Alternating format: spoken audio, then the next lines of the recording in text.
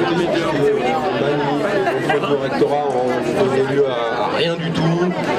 On est retourné au rectorat en manif, ils nous ont dit qu'on n'avait pas fait la demande par écrit, enfin des trucs traditionnels. Et c'est finalement quand on peut excéder, on s'est mis à occuper le bureau du chef d'établissement, que là, comme d'un coup de chapeau, alors qu'on avait fini par être la veille au rectorat, que nous ont annoncé une vingtaine d'heures. Ils ont annoncé également qu'ils seraient très vigilants.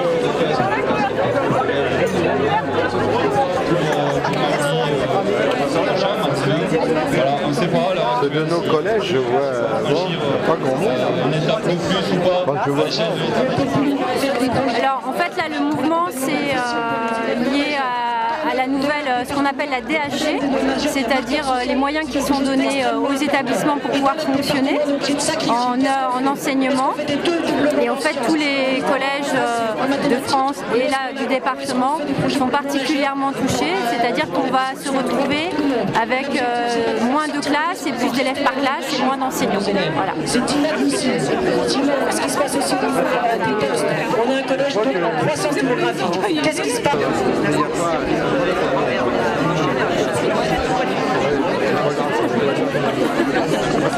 Ouais, tout se passe. C'est un Dobahu à la Dobahu à Thiers et maintenant Le voilà se rapprochant sévère et on entend le troupeau bêler jusqu'au village à côté.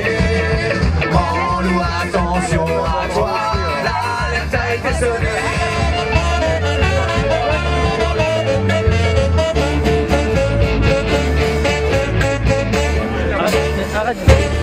C'est formidable, toutes ces personnes qui sont venues pour soutenir le site d'Aulnay, c'est défendre l'industrie de l'automobile en France, de la région parisienne, avec le savoir-faire, mais derrière tout ce savoir-faire, ces voitures produites, il y a aussi la richesse dans la région qui permet de financer les collectivités locales aussi.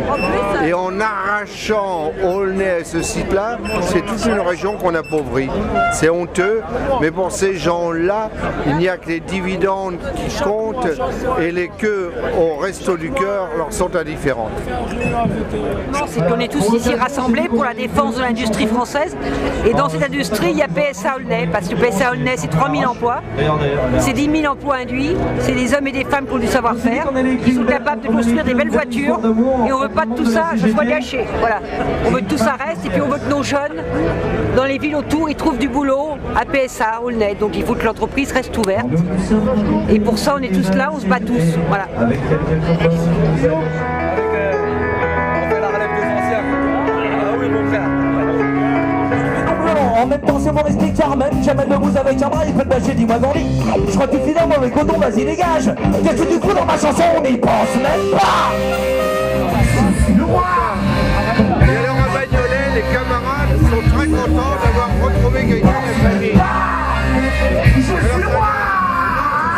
Derrière moi je suis un mur, toi t'es Terminator, moi je suis Terminator 2. Et moi je suis le roi de la battle de rap, toi un vieux garçon. L'international sera le jour du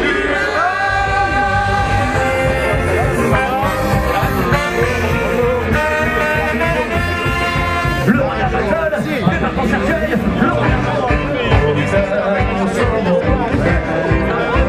Après, il va dire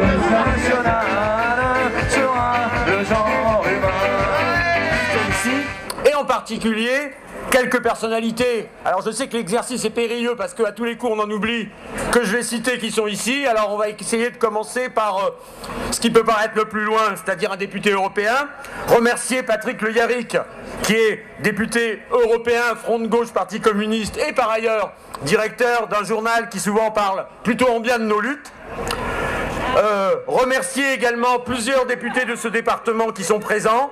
Marie-Georges Buffet, Parti communiste aussi, François Assensi, Jean-Pierre Brard, Daniel Goldberg, Parti socialiste, et remercier évidemment aussi les nombreux élus locaux qui sont là parmi nous, ceux d'Aulnay dont son premier magistrat Daniel Ségura, des élus de Bobigny, des élus de nombreuses villes, Nelly Roland qui est maire de Villepinte, et évidemment qu'on termine par ceux qui nous sont peut-être les plus directement avec nous, les responsables de fédération de la CGT. Alors là aussi, je ne vais pas tous les nommer parce qu'ils sont trop nombreux. La CGT est une grande organisation, elle a beaucoup de fédérations, donc on a de nombreux secrétaires généraux de fédérations qui sont ici avec nous. On a des délégations de nombreuses entreprises. Alors là, c'est une gageure de les citer toutes. Il y en a évidemment d'Île-de-France, puisque aujourd'hui, on est sur une bataille particulière, évidemment, qui est celle de la réindustrialisation de notre région. Mais on sait, on le voit aussi au drapeau, qu'il y a de nombreux camarades de délégations de province, de grands groupes industriels et d'autres entreprises et d'autres syndicats également.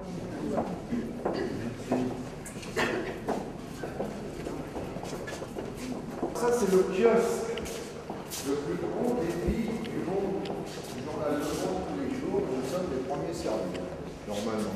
Qui a une très belle voix. Celui qui avait chanté dans l'hémicycle. Évidemment, c'est interdit, ça ici. On nous a interdit beaucoup de choses. Alors, ici, c'est la salle des conférences. Autrefois, c'est ici que la commission des présidents se réunissait. Alors, c'est quoi la commission des présidents? C'est le président de l'Assemblée nationale avec les vice-présidents qui forment le bureau de l'Assemblée nationale et les présidents de commission qui établissent l'ordre du jour sous la dictée du gouvernement quasiment, puisque c'est le gouvernement qui est maître de l'ordre du jour. Même s'il y a eu quelques modifications constitutionnelles ces dernières années qui ne changent pas fondamentalement. Les cahiers de doléances de la Révolution ont été écrits en 1788, avaient été perdus. On ne savait pas où ils étaient. Et donc, bon, ça manquait parce que pour savoir l'histoire de l'époque, les cahiers de doléances sont une excellente source parce que les gens, dans leurs doléances, justement, ont décrit la situation de l'époque. Et par exemple, à Montreuil, on sait maintenant, je vais vous dire comment, on sait qu'en juillet 1788, il y a eu une grêle terrible qui a même détruit les vitraux de Saint-Pierre-Saint-Paul. C'est-à-dire que ça avait été violent. Donc vous imaginez ce qui restait des cultures. Et donc les gens avaient faim. C'était la disette. Et c'est très important d'avoir ça à l'esprit dans la préparation du climat révolutionnaire qui a débouché, on va y revenir plusieurs fois tout à l'heure, sur la Révolution française. Alors donc, il n'y avait plus ces documents et nous avons mis à Montreuil un député fouineur qui n'était autre que Jacques Duclos. Et Jacques Duclos s'intéressait beaucoup à l'histoire et donc on dit qu'il passait beaucoup de temps à la bibliothèque et un jour il est tombé sur quoi? Sur les cahiers de doléances de Montreuil. C'est comme ça qu'on a pu se réapproprier l'histoire de Montreuil au moment de la Révolution française pour la partie préparatoire. Parce qu'après, on a beaucoup de documents. C'est la Révolution, notait tout. Les délibérations, les décisions, tout était acté. Voilà. Alors ici, c'est le salon Pujol, du nom de l'artiste qui a décoré cette salle. Et c'est le salon de la droite. Pourquoi est-ce le salon de la droite? Tout simplement parce qu'on rentre dans l'hémicycle par le côté droit. Et donc c'est là que s'agglutine les députés de droite. Et quand le gouvernement est de droite, comme c'est le cas actuellement, les ministres arrivent par exemple les ministres que je vais vous montrer, mais vous les trouvez agglutinés ici. Donc quand vous avez votre liste de courses à régler, c'est ici qu'il faut venir. Voilà. Et donc... Hélas, Jean-Pierre, c'est moi, je n'ai que moi. Salut, ça va? Ce sont des paroissiens?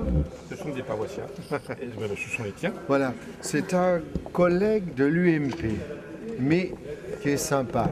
Ils ne peuvent pas être tous horribles quand même. Il y a quelques êtres humains. Voilà. À l'UMP, il n'y a pas que des monstres. Et il a des convictions, en particulier patriotiques. Et donc, moi, j'y suis très sensible. Luckenwald et le maquis. Oui, et vous savez... J'y étais pas, il y a des choses... même quand on s'oppose sur des sujets très importants, il y a des choses qui sont encore plus importantes que les choses importantes, sont les choses essentielles, qui fondent notre nation. Et donc on fait des choses ensemble, sur la laïcité par exemple. Puis on a un autre point commun, c'est que nous sommes tous les deux des fanatiques de la bibliothèque. Oui, ça c'est vrai. Et on n'est pas très nombreux en fait. Non, non, parce qu'il y a des députés qui ne savent pas lire. Voilà. Donc, vous avez ici, alors là vous êtes assise à ma place. Hein. Je vous la loue pas cher. Et vous avez le bureau du président, ce qu'on appelle le perchoir, avec le... Prépare sa reconversion. Le président, il est là, il est scotché, il ne peut plus bouger, donc il faut le décoincer.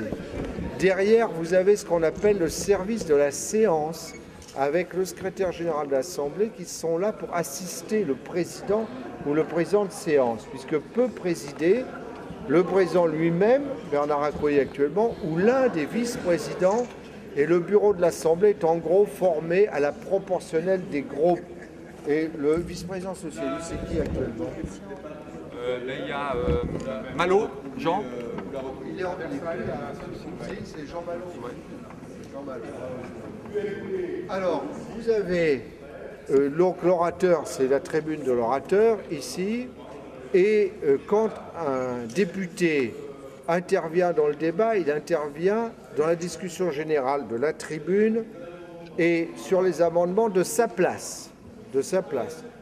Et Christophe Carèche, par exemple, mon collègue de Paris, est intervenu sur le traité, sur le traité européen. Absolument. On n'était pas tout à fait d'accord, d'ailleurs. Non. Ça prouve qu'il a des marges d'amélioration. Bon. Et vous avez, face à la tribune, les bancs du gouvernement.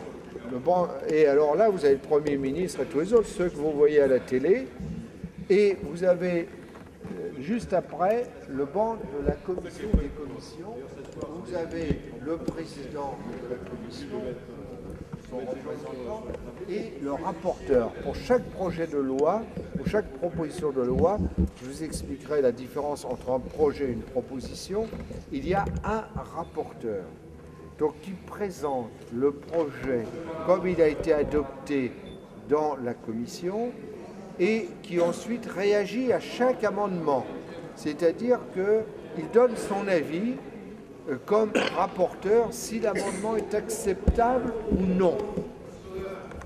Que vous dire encore, derrière le banc des ministres, il y a les collaborateurs des ministres, alors qui n'ont pas le droit de parler, mais qui préparent les petits papiers. Alors très vite, vous repérez les ministres qui ont du talent et les autres. Les ministres qui n'ont pas de talent, ça donne Madame Nora Béra à la tribune de l'Assemblée, et on lui fait remarquer, il n'y a pas très longtemps, qu'elle répond à des questions qui n'ont pas été posées. Et elle dit, oui, mais c'est écrit sur mon papier. Alors ça, c'est mortel. Hein. Alors, vous avez des ministres, vous avez des gens, on peut ne pas être d'accord avec leurs idées, mais qui sont des gens respectables. Alain Juppé, c'est un homme d'État, il n'y a pas de doute. Mais vous avez des ministres qui ont raté leur vocation. Par exemple, moi, Nadine Morano, je la verrais plutôt à la halle aux poissons que dans l'hémicycle. Ça, il n'y a pas de doute. Hein. Et encore, c'est peut-être désagréable pour les poissonnières. Alors, ici, on peut circuler librement. Vous avez votre place affectée, mais personne ne vous dira rien si vous occupez la place de quelqu'un d'autre. Devant vous, vous avez les plots. Pour, contre, abstention. Chaque député peut avoir une délégation de vote et une seule. Autrefois, ça n'était pas comme ça. Et la règle a été changée lorsque le Front National était présent ici. Parce qu'une nuit, le Front National, les députés du Front National sont allés appuyer sur tous les plots à la place des députés qui n'étaient pas là, qui soient des autres partis. Voilà. Alors,